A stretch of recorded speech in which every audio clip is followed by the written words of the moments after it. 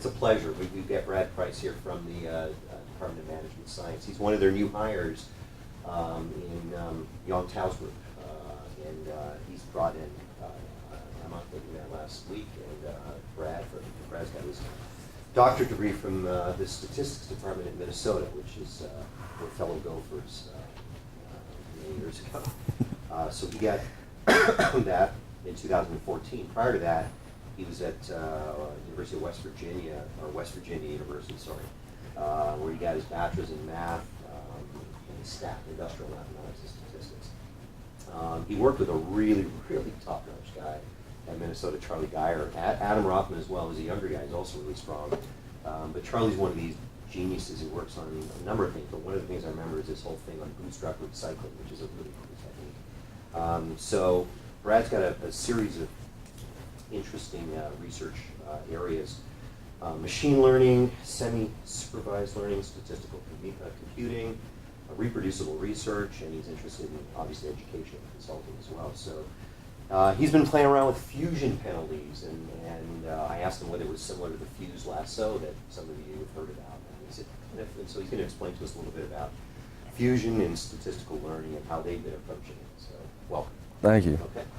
Okay. So first off, thank you guys for inviting me over. I really appreciate this. I'm excited to do this. It's nice to be talking to the stats community today. I'm really excited about what I'm going to tell you. Now, I've been sitting in your seats for the past 5 years as a grad student.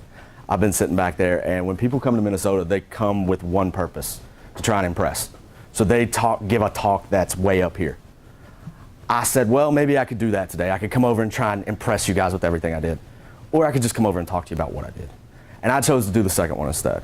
So the goal of this talk is just to explain what I've been working on for the past couple years, okay? I'm gonna talk to you about my last 2 projects.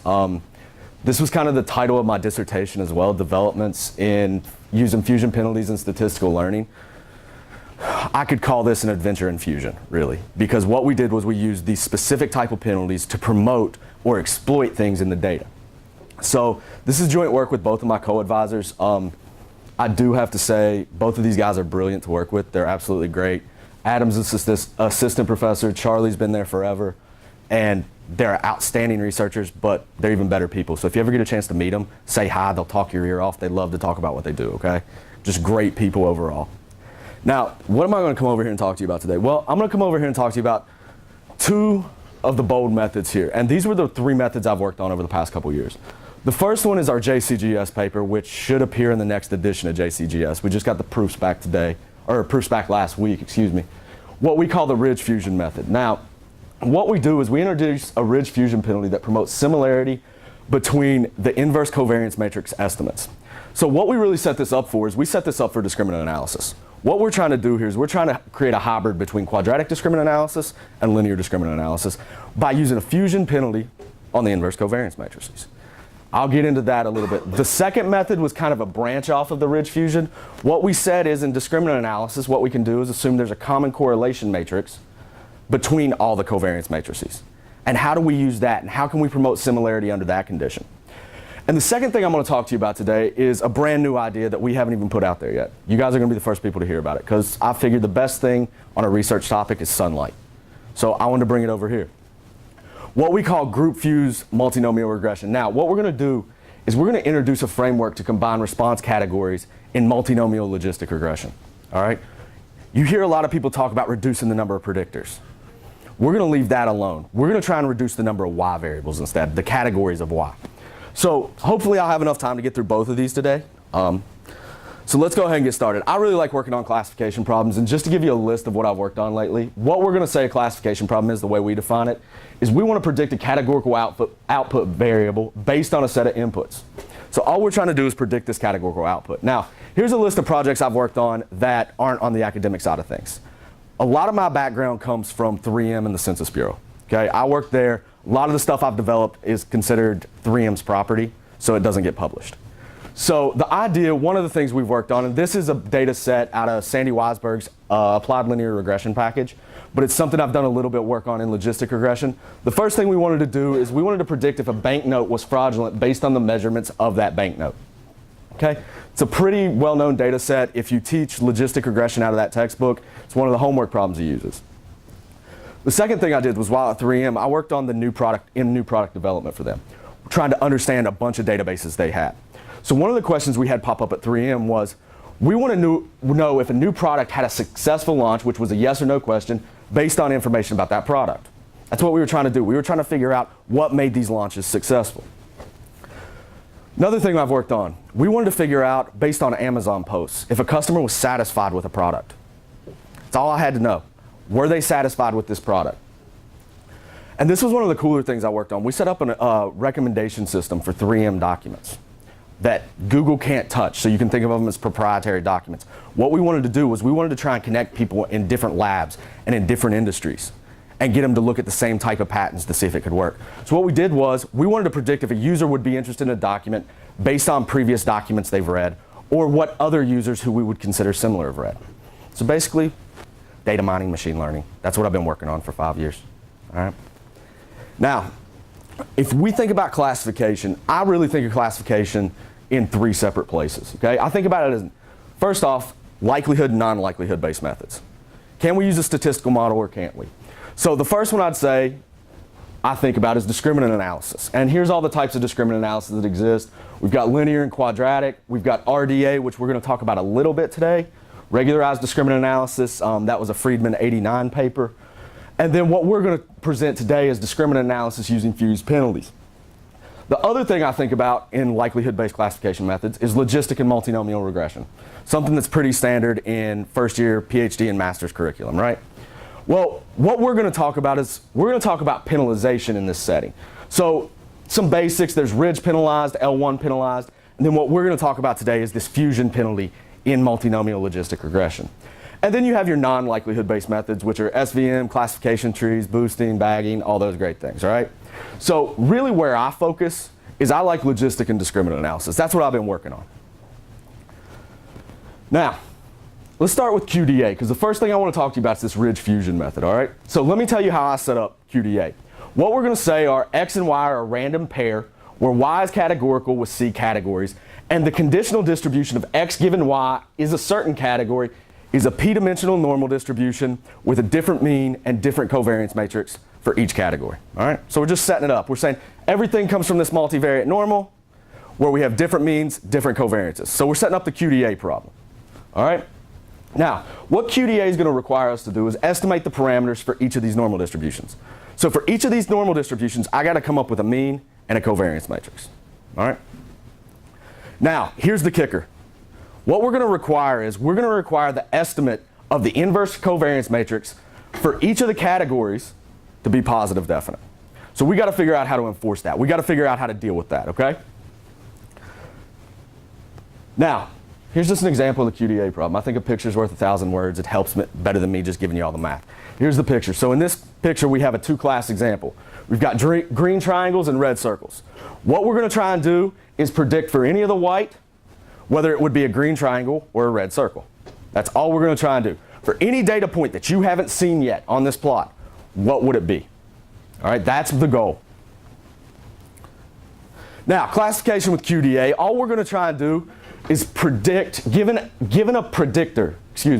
X, we predict the category for Y that maximizes this probability statement. Now, if you notice, this requires the estimation of those parameters, where the first thing we're going to say is F is the joint density function of X and Y. We're going to say this phi of mu theta is the density function of a p-variant normal distribution with mean mu and inverse covariance matrix theta. All right? Mu c is the mean of this conditional distribution. Theta c is the inverse covariance matrix. Theta c is the inverse, because that's what we're going to work with, of X given Y equals C. And then pi c are just the probabilities that Y equals C. All right? So all we're doing is we're coming back to this idea that says, look, I need to estimate all these parameters to get this number. I'm coming to get this probability the entire time. That's the only thing I'm focusing on. The mean and the inverse covariance matrix are just tools that help me get there. All right? That's what I'm using it for. And then you're just going to use Bayes' rule? At this point, yeah. Now, this is the way we plot the QDA classifier. This is the decision boundary. So the dashed line you see are when the probabilities are equal. When the probability of being a green triangle and a red circle are set equal to each other. All right, so the QDA sets up the curve there. This was a linear discriminant analysis where we'd say the inverse covariance matrix are the same. You'd see a line cutting right through the green triangles. All right, so what we're saying is we got a better fit using two different covariance matrices. Now, estimating the inverse covariance matrix. This has been a big thing. It's been around. People have been interested in estimating high-dimensional covariance matrices. Matter of fact, that's what my advisor's Adam, that's what Adam's dissertation was on at Michigan, was estimating high-dimensional covariance and how it worked. There's been other papers that have been interested in estimating the inverse covariance matrix in a sparse setting. So here's just some of the things people do. If we take a look at the negative profile likelihood, we're going to call this a profile because we profiled out the mean already. The mean's not in there. It's already contained in the sample covariance matrix, what we're going to call SC. So this is the sample covariance matrix of the Cth class. Theta C is going to be the parameter we're looking to go after. That's the inverse covariance matrix of the Cth class, all right? Now, multiple options have been proposed for estimating theta 1 to theta C. The first thing you can do is you can invert the sample covariance matrix, right? That's likelihood. That's what we do. But this requires no penalization. So the first thing that I'd ask is, all right, well, if you're going to invert the sample covariance matrix, what do you do when the number of predictors, P, is bigger than N? How are you going to approach it then? So that brings this whole penalization. So what people have done, and there's a ton of methods for this, have introduced L1 penalized methods, where you tag a lasso penalty on the elements of the inverse covariance matrix. The other thing people have done is ridge penalized methods. Now, this came about through covariance regularized regression, all right? So what you'll do is you'll use an L2 penalty on the elements of theta C. And there have been many methods out there. There's a great review paper. Actually, there's a couple great review papers, so I won't say one's better than the other. But this is an active area of research. What we're going to talk about and what I'm going to give you some intuition of is what we're going to do with fused estimation here and why it could be a good idea. So what we came up with for the ridge fusion methods, what we said our approach was going to be, we said we're going to jointly estimate theta 1 to theta C by minimize this penalized negative profile log likelihood. All right? So if you take a look, here's the log likelihood, and then we tag two penalties on it. The penalty associated with lambda 1, that's what we call the ridge penalty. Now what that's going to do is that's going to take the elements of the inverse covariance matrix estimate and push them towards 0 if lambda 1's large. Then we set up this lambda 2 penalty, which is what we call ridge fusion penalty. What it's going to do is it's going to exploit similarity in the estimates, right?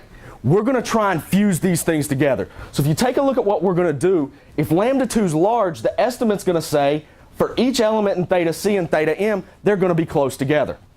Now the difference between this and an L1 penalty is we're never going to reach complete fusion under this problem. If I wanted complete fusion to come about, I could take this same exact setup and say, look, set lambda 2 equal to infinity. Think about lambda 2 set equal to infinity. What that would do would say, all right, each theta C is equal to theta M. Each class has the same one. So what you just do is you go through here and you drop off the subscripts. And then you only have to estimate one theta. You only have to estimate a common inverse covariance matrix. So we've set up for that. So what this can do is it can set up for different estimates of the inverse covariance matrix for each class. And then by simply saying, look, lambda 2 is infinity. We want the same estimate. We've got it from our framework. All right? So the whole idea, we're going to shrink the elements towards 0 and then shrink them towards each other simultaneously. All right? Now, without getting too deep into this, because there's a couple cool parts of it, I'm going to tell you exactly what we did. The first thing we did was we developed a block coordinate descent algorithm to solve for each of these things. So optimize this, treating everything but one inverse covariance matrix as fixed, and then cycle through until convergence. All right? The thing I am going to talk to you about is we proposed a cross-validation technique to select these two new parameters using validation likelihood. What we said is what's traditionally done in discriminant analysis is classification error rate. We're saying that may not be the best idea for certain reasons. The first one is when you talk about classification error rate, you're talking about discrete number of points, right? So I could have multiple lambda 1, lambda 2 values that have a minimum classification of 4. They misclassify 4 data points. But I could have a whole grid of those depending on the problem. So which one do you select? We're not going to run into that problem with validation likelihood. The other thing we did was we said, you know what? we can extend this for use in the semi-supervised setting. So what we created was semi-supervised model-based clustering using these two penalties again. But the other thing we did, and probably the coolest thing we did in the semi-supervised setting, was we proposed a cross-validation that uses unlabeled data. A lot of times in the semi-supervised setting, what you have is you have a whole bunch of data points where the label is unknown, where you don't know what class it came from. So if you would use classification error rate to select those tuning parameters, you'd have to throw that data out. It would become completely useless to you when you were selecting them. What we did was we said, you know what, that's not a good idea. There's a likelihood we can use instead to evaluate this, okay? So what I want to talk to you about now is the cross-validation technique we used, and just to give you a little feel of what it's about. Give me 1 second to ask, why have you got different factors in front of the lambda 1 and lambda 2? Is that for the asymptotics? No, that's because there's times where we can say things are close to 0 but not similar. No, you got a 2 and a 4. Oh, 2 and a 4. No, it's because of the derivatives, the way it falls out. Okay. When you optimize this, it's just the way it falls out. Okay. Yeah. It just makes it a little cleaner when you write down the equations. So one of the things we're going to say is we're going to use k-fold cross-validation that maximizes this validation likelihood. So everybody in here understands k-fold cross-validation to some extent. That's all we're doing, except we're just using a different function now. All right? So if you take a look at what we're going to do, we're going to split the data as evenly as possible for each class into k subsets. It's the first step. Then what we're going to do is calculate the validation likelihood score. So if you take a look at my equation, this is just the profile log likelihood again. All right, exactly what I'm showing you, except with a bunch of ugly subscripts on them now. And theta hat c is my estimate, okay? So theta hat c minus v says estimate theta hat c under a certain, with a set, or excuse me, using lambda 1 and lambda 2 as the tuning parameters without the v subset of data. And then calculate the covariance matrix or the sample covariance matrix on the v subset of data. And then do this for every subset and just repeat it. And then what we're going to do is we're going to calculate this validation score. And then we're going to choose the lambda 1, lambda 2 that minimize v1, v2. All right? And your C is bigger than 2 or above, right? 2 or above, yes. And also you are doing this K subset within each class. Yes. If you have 3, you have like 3 different. You have 3 different subsets inside of each. And K is same for each, or you are K is the same for each. So for instance, we do, a lot of the time we'll choose to do 5-fold cross-validation. In our simulations, that's what we did. And we did it, to start off with, to understand it, we'd set C equal to 2. So each subset, it would have 2 sets in each fold. 1 for class 1, 1 for class 2. Good question.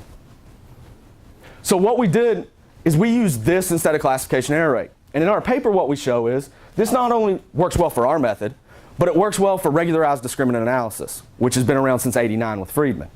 We show that it really helps that method. That's the first simulation in our paper.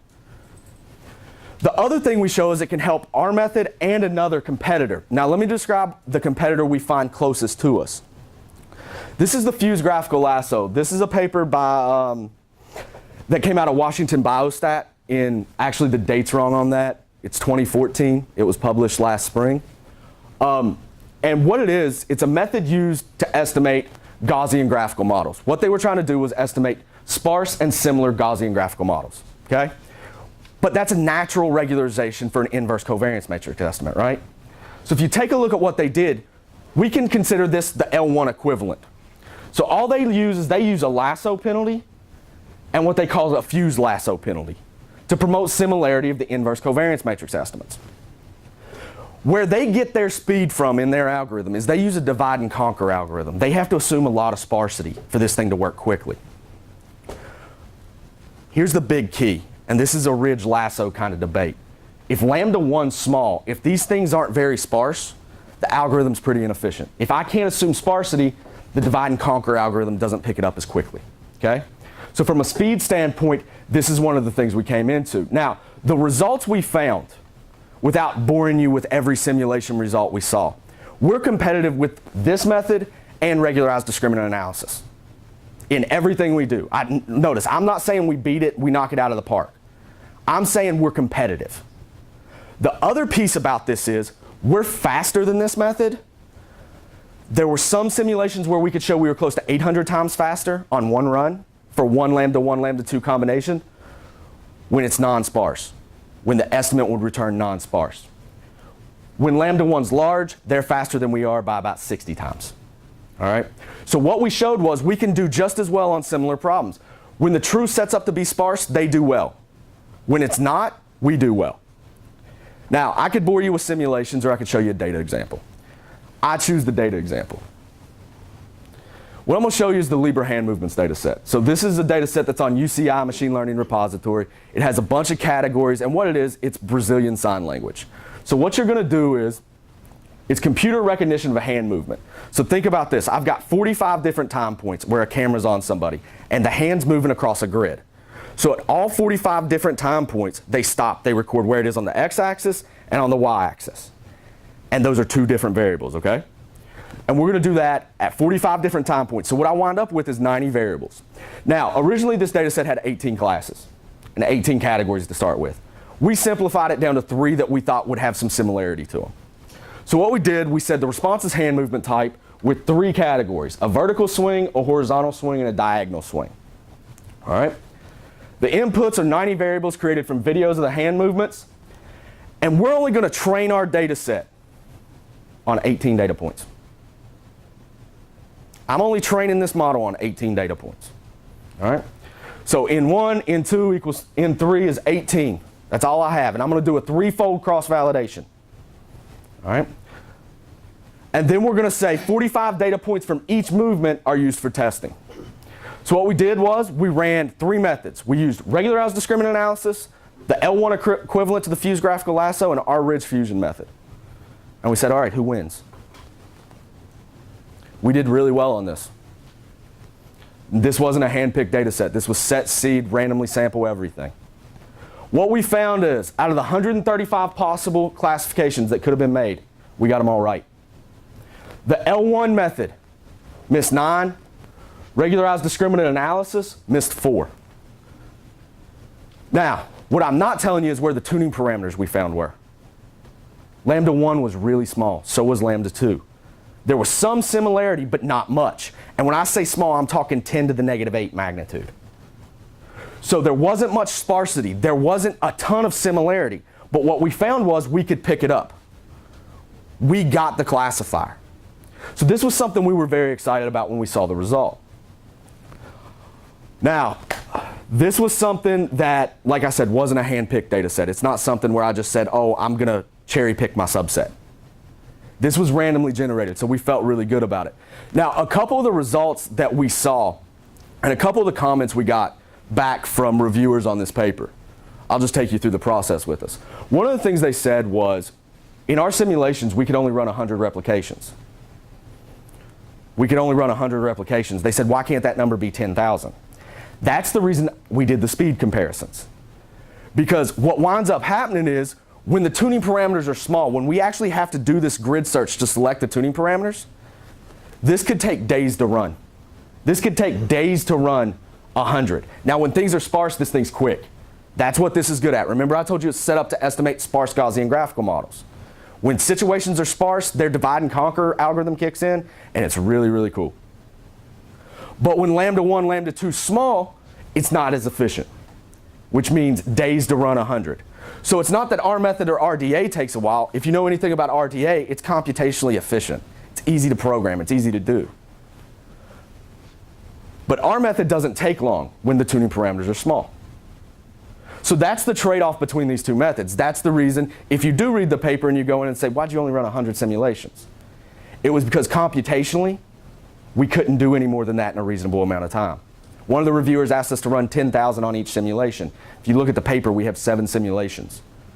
Just to run 100 across the grid we had to run to find the correct tuning parameters, it was taking a week.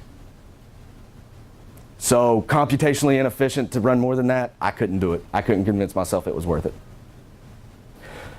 Any questions on this method? I know I kind of gave you a brief overview, but I didn't want to get down into the gory details today on it. Like I said, the paper's out there. It's published. If you're interested in it, feel free to ask me about it. It's not like I'm very far away. I would love to talk to you guys about this stuff. Any questions on this? So when you see something drop to 0 like that,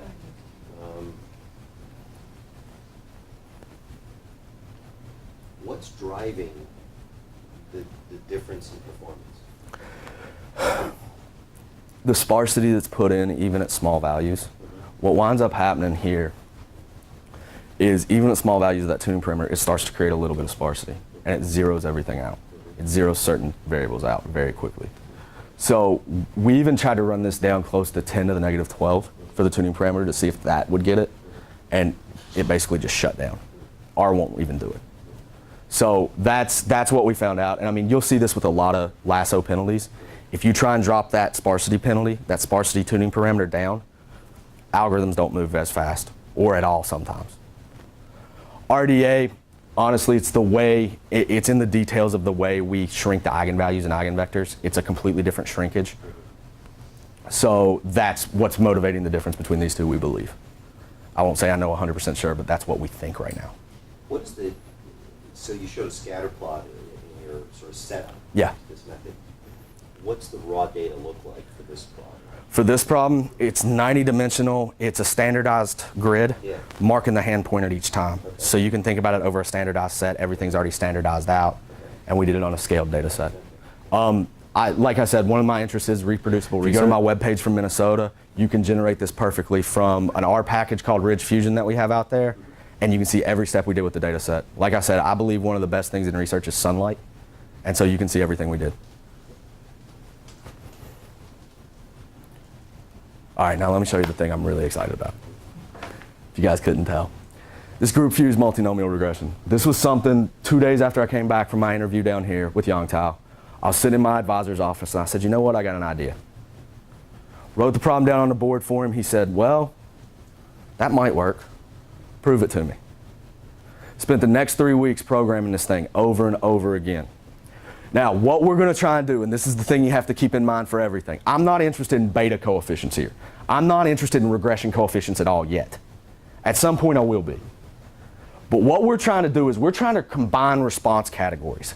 We're trying, if you think of everything as a contingency table, what we're trying to do is we're trying to combine elements of that contingency table together. All right, we're trying to fuse those things together. Now let me show you what this is. Let me give you an idea for the way we're going to define multinomial logistic. First thing is we're going to say xi is a vector of 1, xi1 to xp, where xi1 to xip are the values of p predictors, what we're going to, for I equals 1 to n. So we've got capital N data points, we've got p predictors, and we're going to throw the 1 vector on the front because we're going to have an intercept. All right? We're going to have an intercept. Let y be y1 to yc, be a vector of c category counts resulting from ni independent multinomial trials that result in one of C categories. So we're just going to take one category for right now. All right, we're going to take one category. We're going to say y is a realization of the random variable y sub I, which comes from a multinomial ni, pi xi, where this is the probability of category 1 given xi, and the probability of category C given xi. So just taking you through some heavy notation early in the morning here, wake you up a little bit. And all we're going to say is pi sub c follows our function right here. All right? You guys have seen this set up before. It's multinomial regression. And the other thing we're going to say is y1 to y capital N are independent random vectors. So multinomial regression, all right? This is just the way we're going to talk about it. But we're going to use what we call baseline category parameterization. This is a little less traditional than what you'd normally see. This is what you see in logistic regression a lot, right? In binomial logistic regression. Except we're going to do it in multinomial to kind of set up the framework for what we need. So first thing we're going to do is to make the model identifiable, we're going to set the last category, beta sub c. Beta sub c equal to the 0 vector. All right? We could set any category equal to the 0 vector. We just chose the last one to keep the notation simple for you, okay?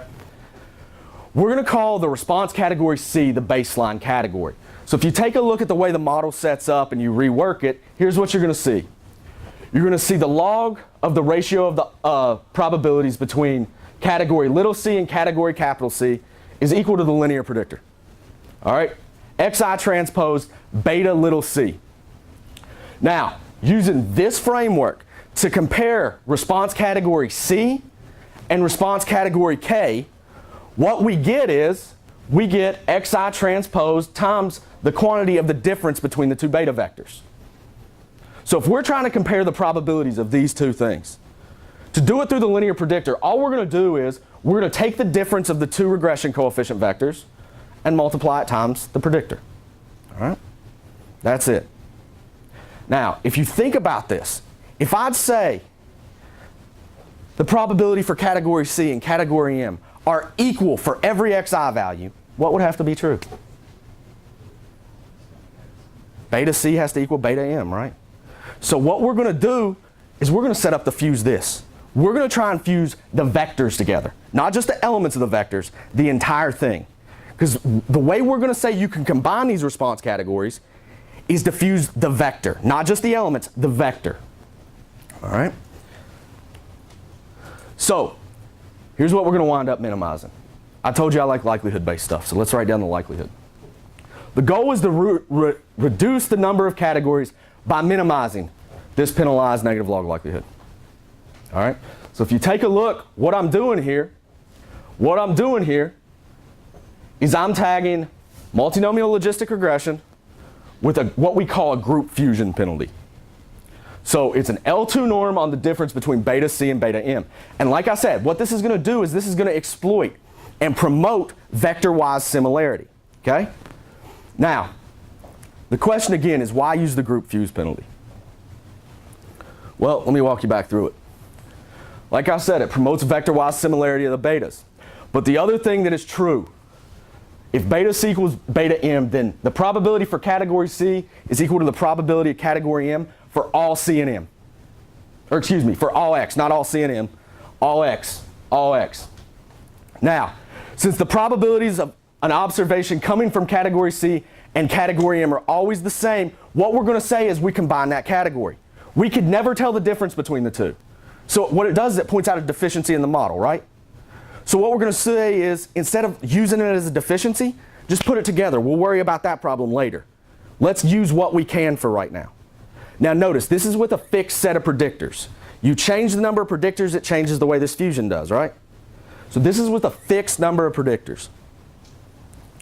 Now, how am I going to solve this problem? Well, what I think is so cool about this problem, not only is the way we're using the framework, but the algorithm we actually use. What we use is we use what's called an ADMM algorithm, the alternating direction method of multipliers algorithm, which sets up with some really nice properties.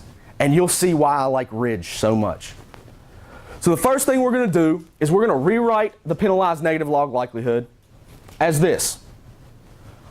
All I'm going to do is I'm going to change the penalty to be ZCM.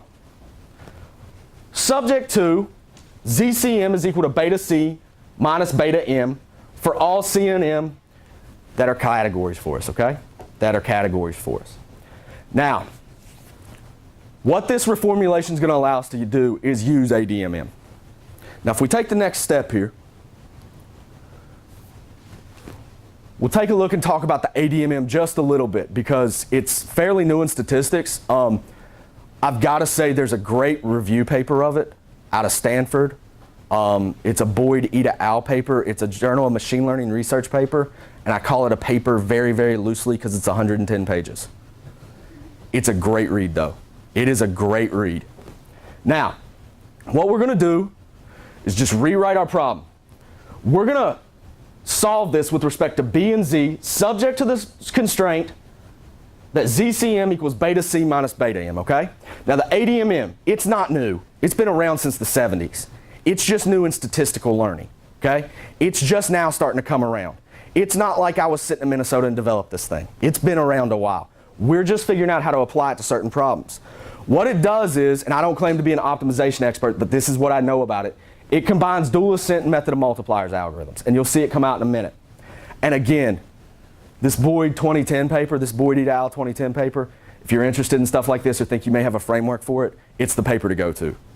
To be 110 pages, it's an easy read, and they walk you through each step of it. I'm not normally this complimentary of a paper, but I spent the last 6 months with this thing, so it's a good friend of mine now. All right? Give me some intuition about what is it about this algorithm that is particularly useful for this problem? Let me show you. Let me show you. So what ADMM lets us do is it lets us rewrite this problem as a scaled augmented Lagrangian. And this is where it's useful. This is where we start picking up some things at it. So what we're going to do is we're going to rewrite the problem like this. And we're going to optimize this in 3 different steps. We're going to optimize it with respect to beta, with respect to z, and then we're going to update the scaled variable. Okay? Now, take a look at what happens. If you can just visualize this for a second, and I'll show you. When we update this thing with respect to beta, what happens is the group penalty falls right off. And what I wind up with is a ridge penalized multinomial regression, where I'm just going to use Newton-Raphson and coordinate descent and just roll through the thing.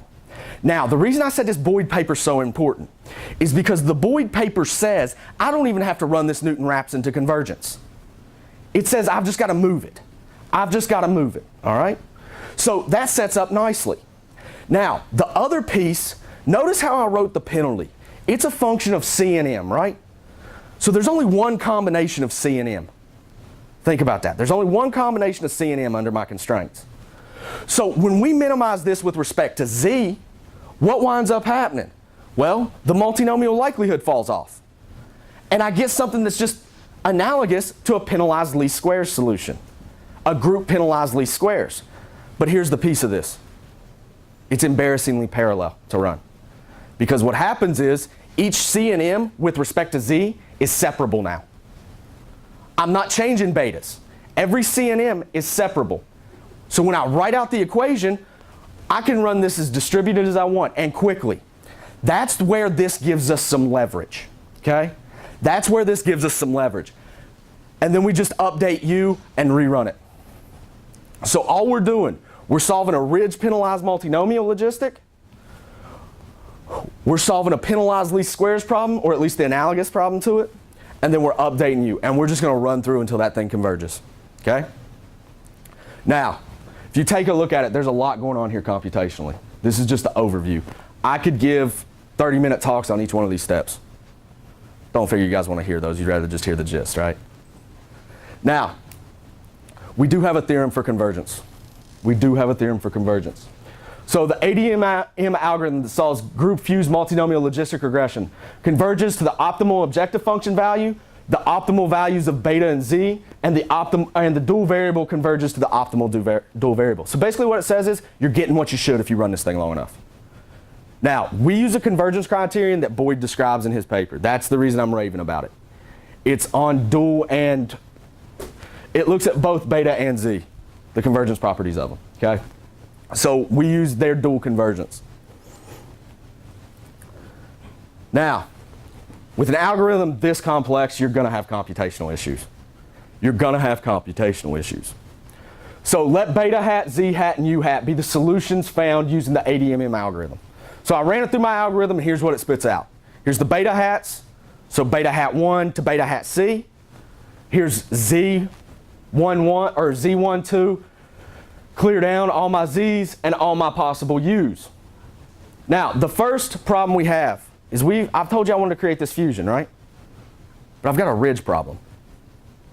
We know ridge never creates sparsity, so we know the thing inside the ridge will never actually be 0, right? So there's my first problem. Well, what we're going to do is we're going to use z hat as the indicator of the categories that should be combined. So when you think about when we solve that group lasso penalty, it's a thresholding problem at that point, right? It's a thresholding problem. So what we're going to do is we're going to look to z to say, okay, this tells me these things should be combined. So let's combine them. Let's combine these betas and average them out, okay? Now, here's the other piece. I can imagine a problem, and I'm actually going to show you a problem, where I don't want to fuse all categories. It wouldn't make sense to. There's an ordering to these categories that we need to respect. Or that when you step out to try and interpret your model to somebody and the way you've reduced it, it wouldn't make any sense to do. So what happens if we don't have to penalize all the categories? All it does is just changes the size of z and u. You've actually made your problem smaller, which is never a bad thing when it comes to computational issues, right? Never a bad thing. And we can also show there is a convergence property under these regularity conditions. All you have to do is make sure every from every group, you can walk, if you think about it as a graph, you could walk to any other group. So they're all connected in one way, shape, or form. So when you do this convergent, or you do this penalization, you can't have two separate groups being penalized. They have to connect in some way, shape, or form. And I'll explain that a little bit when we go through the data example. The other thing that's a computational issue here is tuning parameter selection. I've still got this lambda 1 thing I've got to tune, all right? So how am I going to do that? Now, this is one of the things I'm a stickler on. If I'm going to propose a penalized likelihood method, I've got to tell you how to select the tuning parameter. Because if I didn't, I've just shown you a cool optimization problem. So if we look at these estimates, they produce what we call a new group structure. A new group structure. Because we've created fusion, right? We've created these things that have combined on top of each other.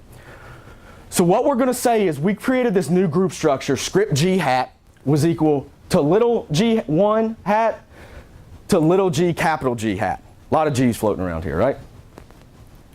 So what we're going to say is g hat's a partition of all the categories. That's all it does. It splits them up. It's a partition.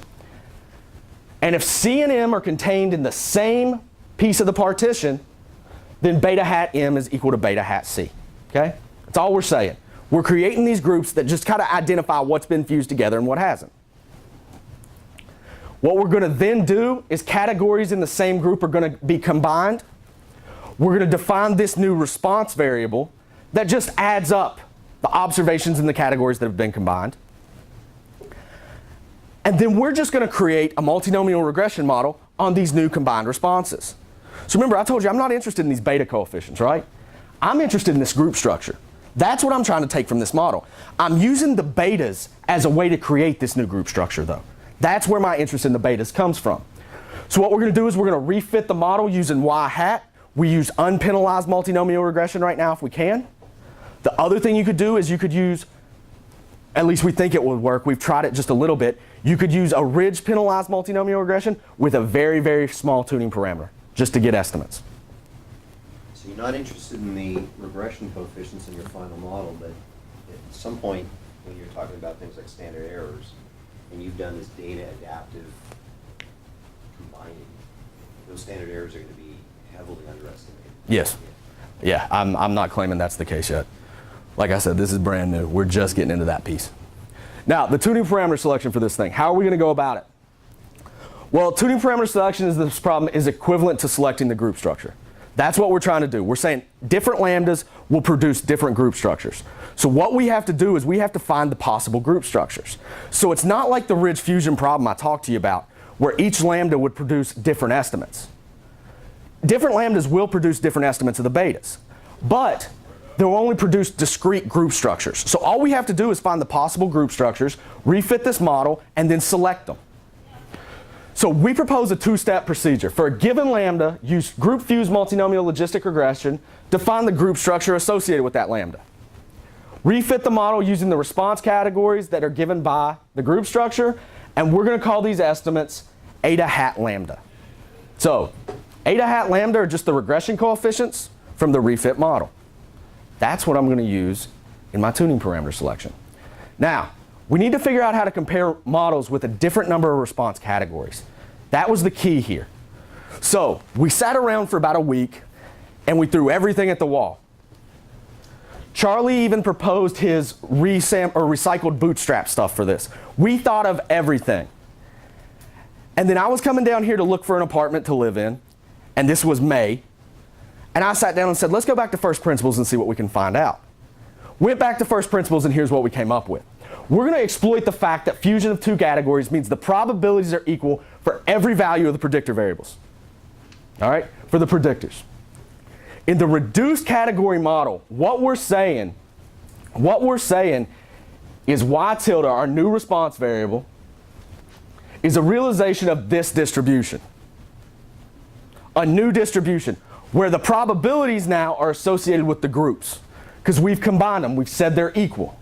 Well, we're going to use the equality to our advantage, and we're going to split it back out. So if you take a look at what we're going to do, we found the way you can compare group structures under this model is we're going to use an AIC. Okay? We're going to use an AIC where this is the likelihood All right, this is the likelihood of the refit model using the new probabilities. And then what we're going to do is we're going to create this penalty associated with how big the group structure is. One in how many categories were combined in this group structure, and then the sample size of the group structure as well. And then we tag on the AIC penalty. Now, where this comes from and where it's derived is all we're saying is these are combined over the probabilities from the original model. That's where this piece comes from. So if you write out the likelihood and you go through all the algebra and you go through the proof, you result in here's the penalty, here's the adjustment you need to compare models with different categories, saying the two probabilities are equal. Now, if you don't say these two probabilities are equal, this doesn't hold. I would never claim that. If the two category probabilities or the multiple category probabilities are equal, this is the way to do it. All right? Now, again, theta tilde are the estimated probabilities from the refit model, and this is the likelihood generated from the reduced categories that we get from the group structure. Now, selecting group structures for comparison. Different values of lambda give us different group structures. What it results in is a solution path. So here's a solution path that we would consider monotonic. So what this says is, for a value of lambda, don't think of this as lambda right now, just think of it as the number of steps. So we start off with a 4-category problem. Move lambda a little bit. The first fusion we see is category 1 and 4 go together. As we move lambda on up, categories 1 and 4, this new group structure combines with 2. As lambda increases, what you get is a complete fusion. So we start with 4, move it to 3, move it to 2, and then we get a complete fusion. Basically, the complete fusion model says, why are you doing logistic regression? Why are you doing multinomial regression? It doesn't set up for that. So what we're doing is we're trying to understand what the data is trying to tell us. Now, how to select the group structure. What we're going to do is we're going to use a line search on the solution path produced by group fused multinomial regression to find the group of candidate structures. We refit the multinomial logistic regression models using the combined categories to estimate the group structures, and then we're going to use AIC to select the thing. Now notice, I showed you an example of a monotonic group structure. I don't have a theorem that says all these group structures or all these solution paths will be monotonic. If you send lambda through the roof, at some point all the categories will combine. And by roof, run it off to infinity. Take it up 10 to the 10. But there's nothing here that says, especially with the way we've done our algorithm for speed concerns, that there will be this monotonic state. Now there are certain examples where this monotonic state comes from, but it's not in all examples. So let me walk you through a couple simulations. First things first, we're going to evaluation on the group structure AIC selects when compared to the data generating model. We're going to report the fraction of replications that return group structures of interest. Comparison made to searching all possible subsets of the combinations. Basically what we're saying is we come up with a specific solution path. What if the solution path didn't matter? What if we could just select any random, or not any random generation, but all possible subsets? How would we compare? All we did, we generated the data from a multivariate normal with p equal to 9 and the covariance matrix equal to the identity. We said y is a realization of this multinomial, and we did 100 replications of each setting with category 4 uses the baseline class. Again, here's a 4-category problem. 4-category problem, just so we can understand a little bit. So, simulation 1. 4-category problem where there's 2 groups. Beta 1 is going to equal to negative delta, and I'm going to change delta, okay? Beta 2, beta 3, beta 4, they're all equal to 0. They're all the same. So what you can think about it is, beta 4 is my baseline category. All these things have the same probabilities. It doesn't matter that it's set equal to 0. They just all have the same probabilities. And beta 1's different, okay? So we investigated cases here of a couple things. We said n equal to 50, n equal to 75, and we looked at delta equal to 1, delta equal to 3. So the first thing I'm going to show you is our result. So if we take a look at what this is, we ran 100 replications of this. And we define a couple things. We define 2 groups correct, 2 groups incorrect, 3 groups one step, 3 groups incorrect, and 4 groups. All right? So 2 groups correct, that's the goal. That's what we want. We want it to get all the fusion correct. 2 groups incorrect, what it says is you came back with 2 groups, but something's wrong. 3 groups 1 step says you came back with a partially correct fusion. You were 1 step away from having the right thing. If you'd have done 1 more fusion and it was the correct one, we'd have got it right. 3 groups incorrect said you did something crazy on the first step and there's no way to get this back. And 4 groups said you don't do anything, it's what it sets up for. Now, if you take a look at what's happening here, a majority of the simulations are in the correct group structure. A majority of our 100 simulations, and again, this is 100 simulations, are in the correct group structure. What you see is for the N delta, the smallest comparison, so think about this as the smallest signal, we overfused 19 times. But the thing is, when we get the correct group structure, when we got 2 groups, we never got the incorrect group structure. When we got 1 step away, we never got the incorrect group structure. And sometimes it said don't do anything at all. Alright? So this just says stick with your multinomial regression. Now, I told you I had to set up something in comparison because we couldn't figure out what to compare this thing to. We'd never heard of anything like this. So what we did was we said, okay, search all possible subsets. Now remember, we never got the incorrect groups. No incorrect groups for us. When you search all possible subsets, here's what you get. Here's what you get. You get 2 groups correct, 2 groups incorrect. Again, 2 groups correct, majority of the time it picks it. But the other thing is, you can return an incorrect group structure with 2 groups. So it said right number of groups, wrong structures. Again, we see similar, sometimes it leaves it at 4. The thing about this is it says never go to 1 group. That's the advantage of that. But then I can take you through situations, and you guys can think of situations where searching all possible subsets of these category combinations just isn't realistic. Just isn't realistic. So the other thing I'll say is when delta equals 3, n equals 75, we're at 83, they're at 80, or this is at 82. It's the same as far as I'm concerned. It's the same as far as I can say. Now, I've shown you one where we beat it in certain situations. Let me show you one where we do the exact same. So this time I want to say it's a 4-category problem with 3 groups. Group 1 is equal to the 0 vector, so it's beta 1 and beta 4. Category 1 and category 4 generated the same. Group 2, group 3, 1 is equal to negative delta. Group 3 is equal to positive delta. Basically what we're doing is we're setting up a little bit easier of a problem to see what it can do. That's what this is going to do. It's spreading out the groups a little bit. We're going to use n equal to 50, delta equal to 2, and delta equal to 3. Now, watch what happens. We get the same result as the exhaustive search. And here's what we find. For delta equals 2, we both get 93 out of the 100. For delta equals 3, we both get 98 out of the 100. And we never overfuse in this case. This is where that dendrogram I showed you came from. This is where we get that monotonic property. Now, I don't know why that monotonic property works here yet. Working on it. Working on it. Again, like I said, agrees perfectly with the exhaustive search. So what this tells me is we match up. So sometimes going through all possible combinations isn't going to help us. Now, simulations are great. I get to set that. Let's take a look at a real data set. Now, for some of you guys who are familiar with the Fairway Extending the Linear Model textbook, he's got a data set in there he works with multinomial logistic regression on. It's called the NES 96 data. It's National Election 96 data set. So what we took this data set and wanted to do was we wanted to understand self-identification of political parties of 944 voters based on an education variable that had 7 levels, an income variable that had 24 levels, and an age variable, which was continuous. Response categories were political parties. So we had strong, weak, and independent Democrats, strong, weak, and independent Republicans, and then we had people who identified as independents. Okay? We fit ordered and unordered response models. So an unordered response model says, let everything fuse together. Doesn't matter. There's no ordering to this whatsoever.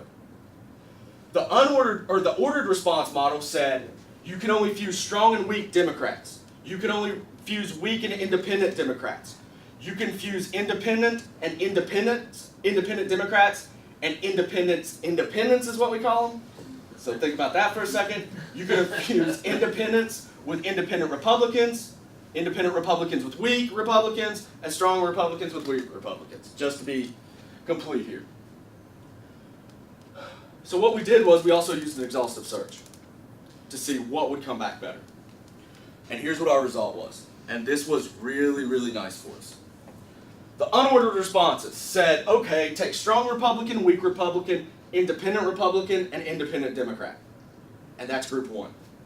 Independents, group 2. Strong Democrat, weak Democrat, that was group 3. Now this is our unordered. This is respecting none of the hierarchical properties of this thing. If you come over here to ordered responses, group 1, strong and weak Republicans. Group 2, the independents fall in together. Group 3, strong and weak Democrats. Now what you've seen if you've gone through Fairway's book, is when he gives his example of multinomial, this is what he uses. Exhaustive search also says this is what you use. Here's the thing though. I said, all right, that makes sense. From my time at the Census Bureau, I've got a friend who's working on his doctorate at Berkeley, specifically in political self-identification. So I picked up the phone. I said, does this make any sense? Or is this just complete trash? He said, send me the data set. Based on, think about what I used. I used age, I used income, and what was the other one? Education levels. First thing he looked at me and said is, yeah, it makes sense. Because if you group this, he says from what he sees on a daily basis, this isn't a reasonable subset of them.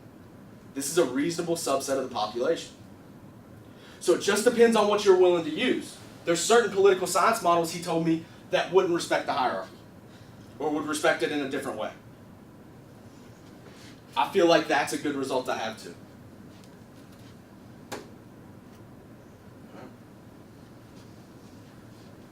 So what did I walk you through? I walked you through 2 of the methods I've been working on.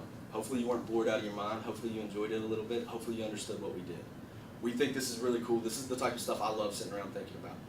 The thing I'm working on right now is how do I take this thing and make it scalable to any number of categories. There's been some interest from a couple people who heard my dissertation talk about saying, all right, if I have, let's say, a genetic set, and I don't know enough about it. I don't claim to have had anything but high school biology, all right? But if I have a large number of categories, how would you do this? Could it even scale to that? And I've got an equation on the whiteboard in my office right now that thinks yes. But I'm not 100% sure and ready to talk about it today.